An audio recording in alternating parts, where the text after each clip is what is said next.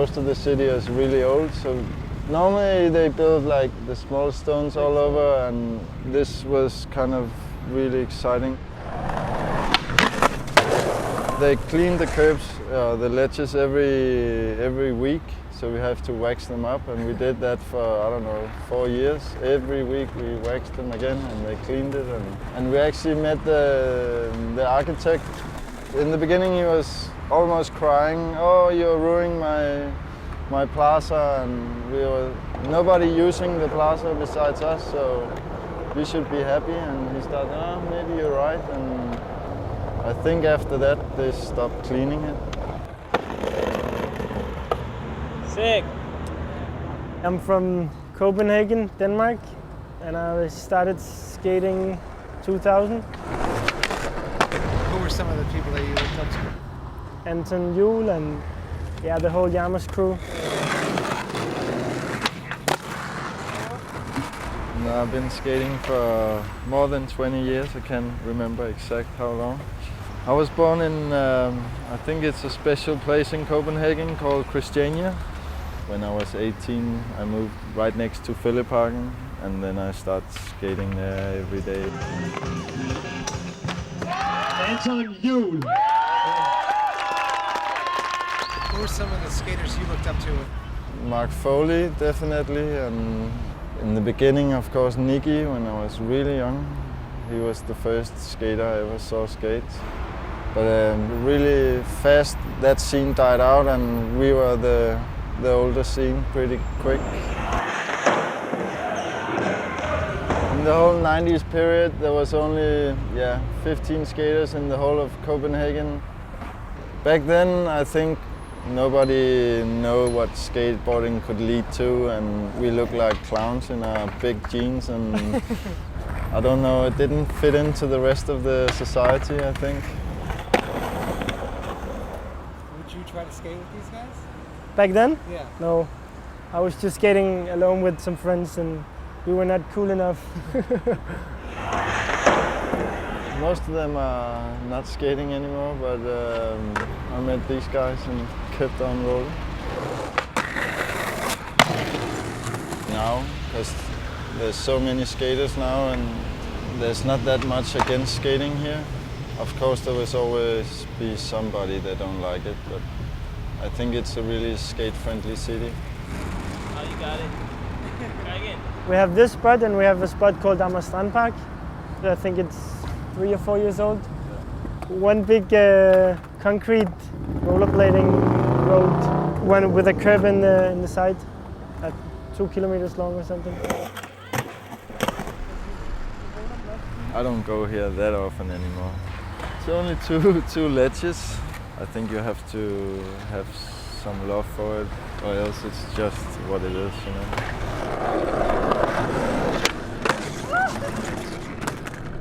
Do you think it's possible for a kid now in Copenhagen to make it to a pro level? Yeah, but not here. Definitely not here. They have to go to the States. I think it's even harder now, because there's so many good skaters.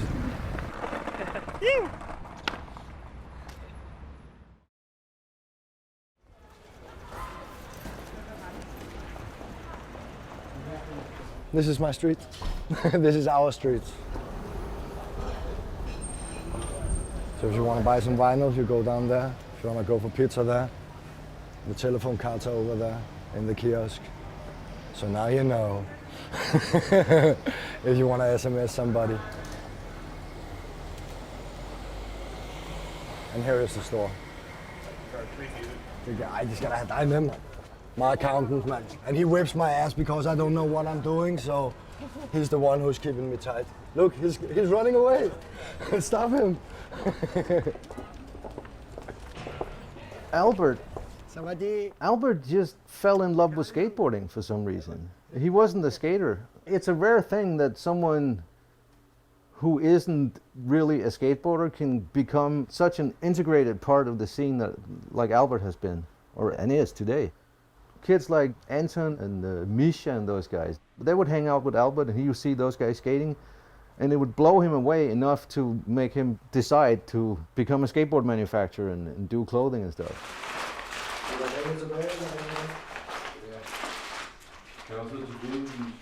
Han smuk dag. Ja. Alice stands for Albert and Isabel. It was started in, we can't remember, back in the 90s, 94, 95. This is the new decks coming in. May Anderson, we used her as a model. And Flex O'Connor have his little board here. Sebastian O'Connor, but called Flex in between friends. And he came at Scandinavian Open 2001 or something like that, when he was a little fella and skated amazingly. So he was quickly a part of the family. We try to give back to the culture where we come from, and if I can support somebody and they can paint a board, then it's just perfect. That's how it should be. We got Nicky's pro model. He's been with us, since the start. This is a celebration of his 30 years of skateboarding. We made the Ganesh sitting on a pile of records with the rats clapping. All amazing. Does everybody in Copenhagen know who Nicky Guerrero is? Definitely. People appreciate his skateboarding and a big inspiration to the young ones. They're like, oh, he's still skating, and then I can keep on skating.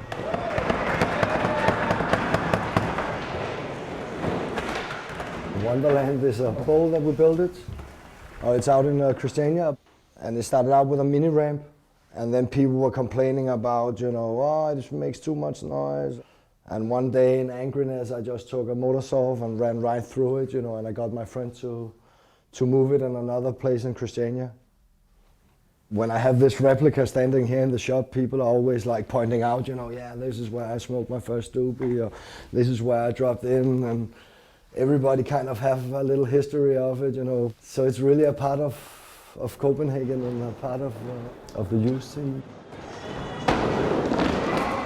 I remember the summer when the whole bowl-in thing happened.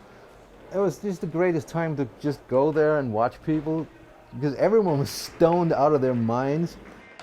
Tom Penny was here, Rune was here, Nicky was here, and we just went out, gathered a lot of scrap wood, and we just started building in a big haze of red wine and smoke. Wonderland is a special place. If you're a kid that learns how to skate on a place like Wonderland, and you can rip that, you can rip fucking anything, because it's so gnarly out there. It's full of holes, it's full of kinks, the coping's murder, and the whole scene out there. I mean, it's Christiania. Lots of parents here won't let their kids go to Christiania. Christiania, man, free town. People have this image of Christiania as a lawless country where people are getting shot every day. What they don't know is it's mainly old hippies out there, but still, it's out of the ordinary.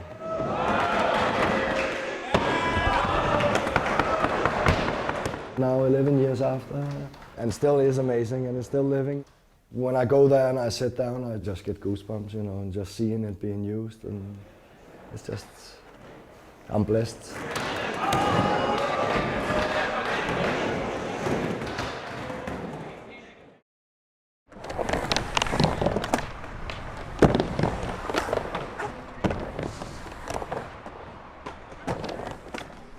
Who's considered the best skater in Copenhagen? Nicky Guerrero. Always. Always.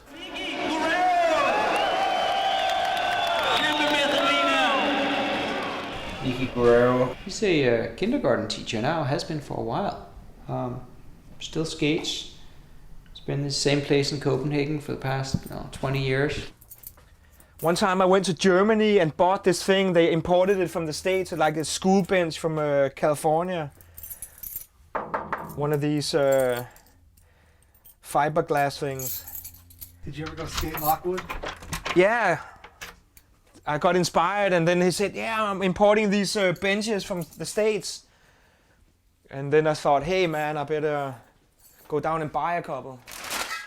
I started skating when I was 9 years old in '77, going to a trip to California, to Los Angeles, and my uncle gave me a little red GT plastic board, which I brought back to Denmark and then started skating that, doing some slalom and around some Coke bottles. I saw some ads with Tony Alva and stuff like that in the beginning, but then I started subscribing to, I think it was Skate bought a magazine and was reading that and trying to learn some of the tricks. In '78 it got illegal to skate on the Danish streets because they thought it was a new dangerous toy. And then in the summer of '79 I went to California again, and my grandmother said, "Oh, there's a new skate park just down the street." And I went there and it was Marina Skate Park. And I skated there for a month, learned to do frontside and backside kick turns, and then I went back to Denmark, and then suddenly I saw in the newspaper they're gonna start a skateboard club in my town. At the first meeting in Denmark at the new skateboard club was people came from other towns, like Søren Arby came out from Lyngby, and Frank Messman was there, I think. I don't know how many times I read these magazines when I was a kid. That's crazy. No, I started in '76. I was 10, and me and my best mate Frank Messman, we started out together. Søren, Abby and I, we went to the same school together, and one of our friends had brought a skateboard home from California, just like a toy board, like a plastic cheap board. And we were just so fascinated with it, we immediately got one of our own. A couple of years later, we started a skateboard club near our house in '78. Nicky was a couple of years younger, yeah. Instantly, when we met him in the Hello Skateboard Club, we were just like, whoa, that guy is really good. So we hung out, and yeah, we've been together ever since. Yeah, crazy keyboards and stuff like that. It's a soundtrack for a movie called Skateboard with Leif Garrett. It's got this song, Skate Out. This is the beginning of a new generation starting to skate or something. We take it to the higher level and everything. We didn't have any mags at all, so I got, I got from Sweden. This is what they do. They jump and they carve and they handstand. And so that's what we started doing. I started hanging out with these guys, and they're rockers. They're punk rock, and they're from the center of Copenhagen, and I'm living in a nice area with pink shirts or whatever, But we got together, and we got to get together at Hello Skateboard Club, which is somewhere in between. Søren and Frank were buddies at the time. They were from another part of Copenhagen, and to me and the other guys, we were like a bit somewhat into punk rock and shit, and those guys seemed kind of preppy. But there were so few of us, so we had to hang out. We couldn't really afford to disenfranchise anyone, because it was like us against the world. Me. This was some of the first street skating for us too, when we found spots like this, skate spots, and you put in the little map of where it was and talked about it so people could go there and skate as well. If we weren't skating at Hello, at the skateboard club, we started street skating at the time. There were so few places that were made for skateboarding here, so street skating was what you did.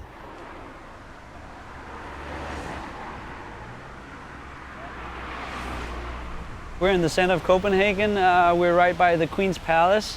This is one of the older street spots that we have in Copenhagen called Amaliehaven, Amalie Garden. This is where we used to hang out and street skate when we were young. Yep. Driving here on roller skates or on skateboards or anything equivalent to that is strictly forbidden. Yep. And there was a security guard walking around hassling us all the time, and we'd skate for 5-10 minutes, and then we'd get kicked out. And one day we met the Queen and her husband walking the dogs in here because it's their garden, and they asked us to come over and talk to them. And there were some paparazzis in the bushes somewhere, and they got pictures and they made a story out of it. So, and from there on, there was no problem skating here since it was in the magazine. So that was pretty cool. Does anyone have that article anywhere? I don't know, man. Might even be listed on the cover if there's something. 3, 84. Oh, summer camp.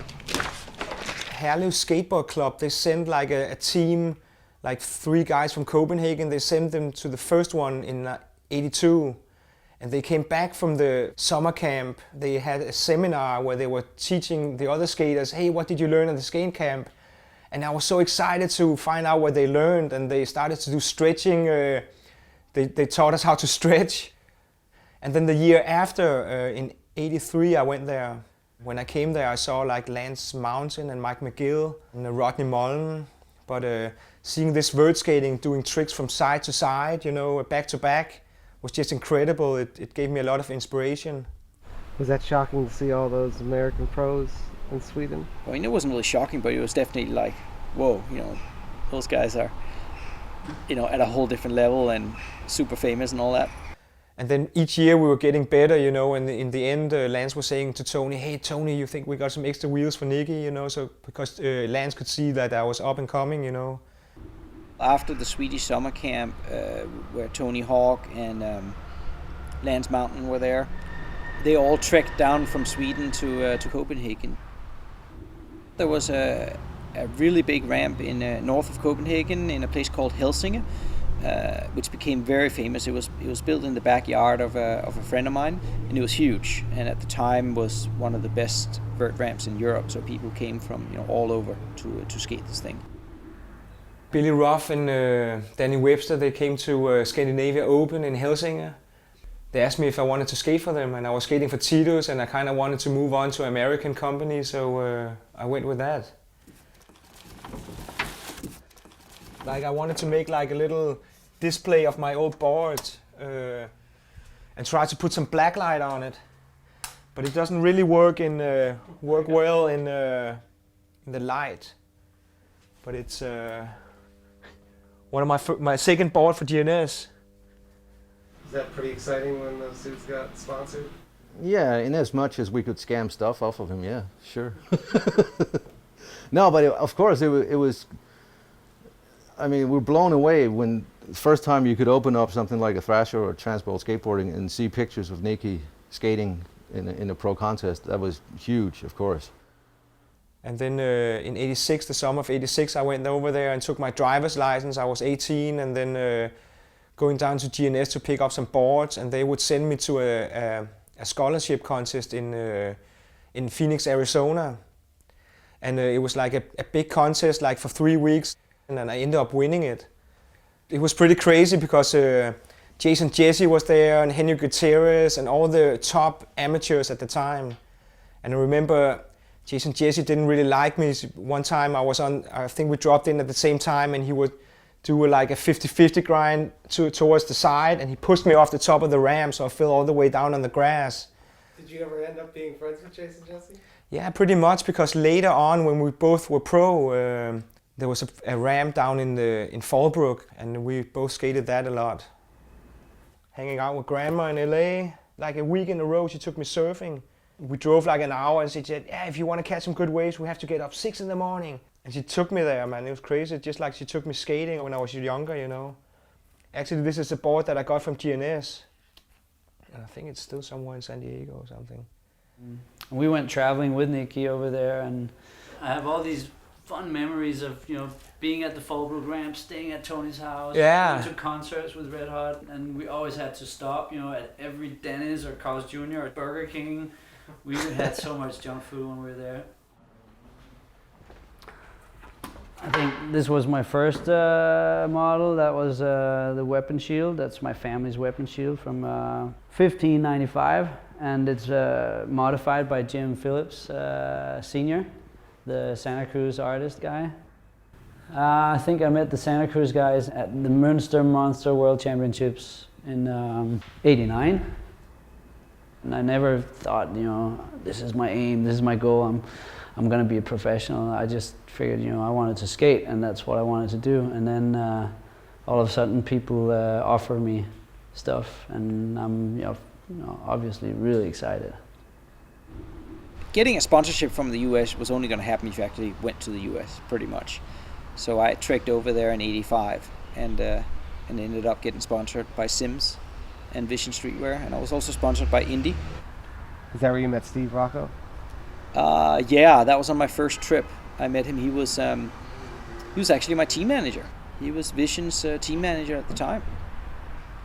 Nowadays, it's much easier for a European pro or skater to be picked up by an American company and ultimately make it to pro status than it was back then.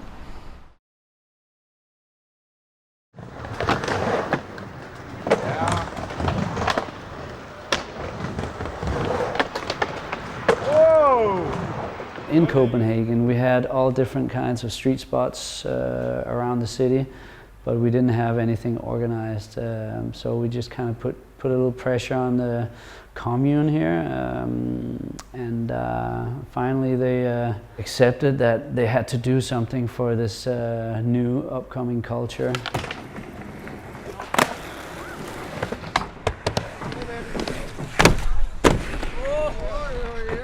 We got the city of Copenhagen to build a skate park in a public park called PHILLIPS, and the skate park has been there to this day. Once we did that, then all of a sudden Copenhagen itself had, a prime skate spot.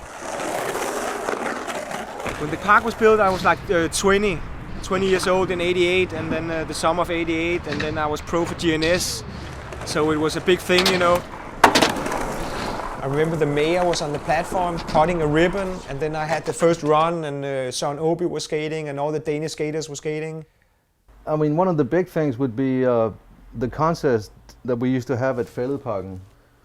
This guy dropped in on the vert ramp in a couch with 2 skateboards on it. We used to have this contest called PREDERIK. It became big enough to fill the park, 1,500, 2,000 people, and all kinds of crazy shit went down.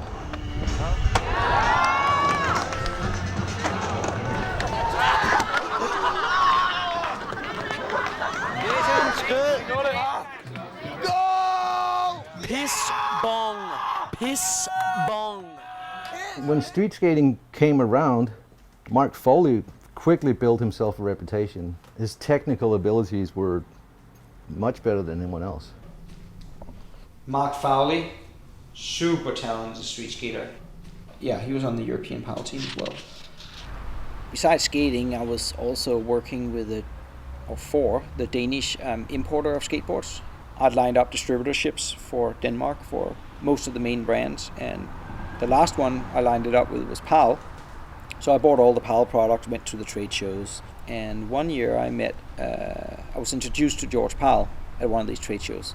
After the meeting, I found out that he was trying to figure out if I could be a candidate for what their vision for Europe was, and George's vision for Europe was a European Bones Brigade, a European headquarters, and they offered me the job. And a few months later, I left Copenhagen and eventually settled in Amsterdam. Decided this was the best place to have a European headquarters. Well, personally, Nico Guerrero was my favorite. I'd grown up with him, and I just thought he had more talent than any other skater in Europe. So he was like my first pick. I had been for GNS for 3 or 4 years, and I wanted to move on, to try to expand my horizons in the skateboarding business, and being with the top team, the Bones Brigade, was pretty exciting for me. So I made the jump to skate for PIERRE. I did the filming for the European portion of Propaganda. I spent some time with Stacy Peralta in the US, where he was basically teaching me about filming and storylines and things.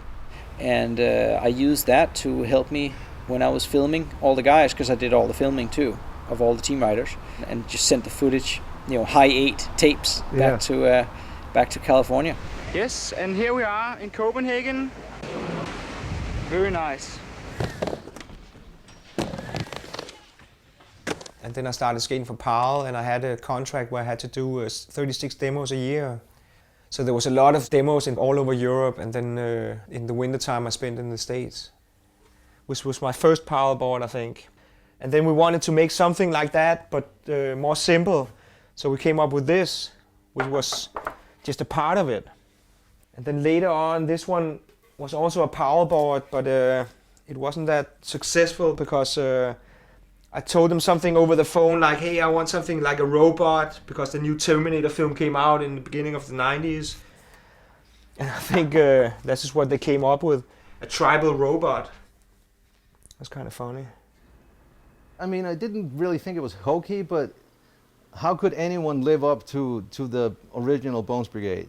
The video where Mark is in it and Nicky's in it, there aren't too many of the original Bones Brigaders in that film. Yeah. I mean, Tony's in there, of course, but at the time, I guess Rodney had already left, and it just didn't really have the same impact as something like a new Powell video used to have.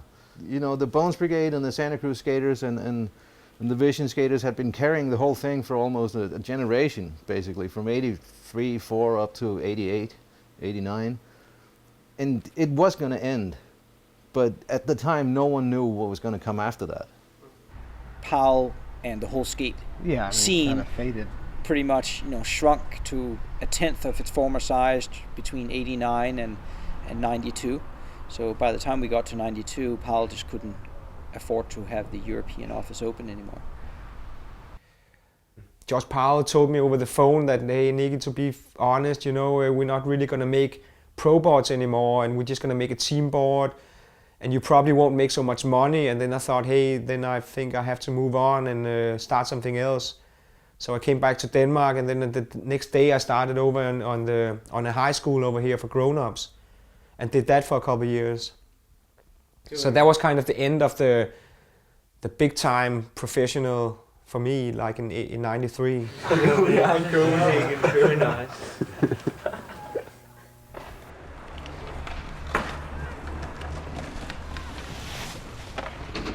Now, 20 years later, we're going to get a new park. I'm looking at it every day, really. That's what Fælledparken is going to look like in a year from now. Vert was dying out completely early 90s, and I couldn't do the crossover.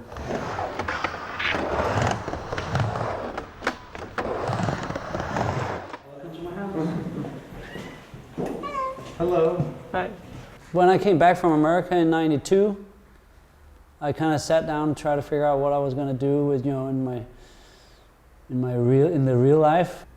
So I was in advertising, working for different companies here for 10 years, and then I started my own company. Yeah.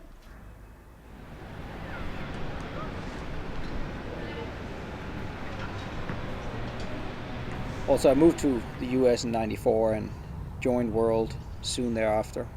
World just grew and grew and grew, but eventually we sold it all to Globe in 2002, and then I stayed with the company for a year. I ended up coming back to Amsterdam. I joined Seoul Technology. I set up the European headquarters, kind of like I did for PAL back in the day, except the scope was a little bigger. I left because I became partners with Jamie Thomas. He asked if I wanted to come to the US and help him with the company there. I bought into Black Box in the US and became Jamie's business partner and CEO of the business. With Fallen and Zero and Mystery and Slave, it feels like I'm back in the old World days almost. It's really great.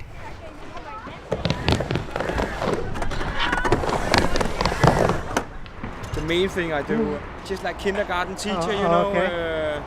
We don't have like a certain thing they have to learn, just like the social rules, not to hit each other and be nice, Sometimes I take them over to the ramp and show them a few runs, and then and they freak out, and then they get a little bit of respect, because they think, oh man, you can do it like that, and on one arm and everything, they like it. Yeah.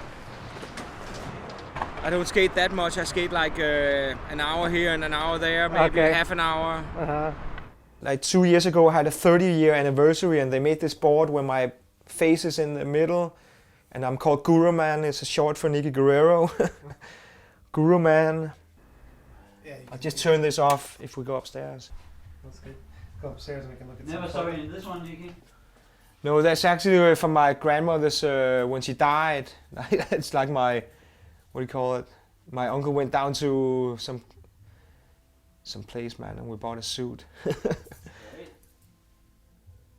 And then one time I had it on in Copenhagen, and this guy Lau, he comes over, hey man, you look like someone from like a Christian dude from Jehovah's Witnesses or something.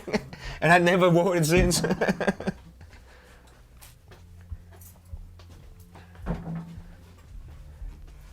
Just slam the door down there.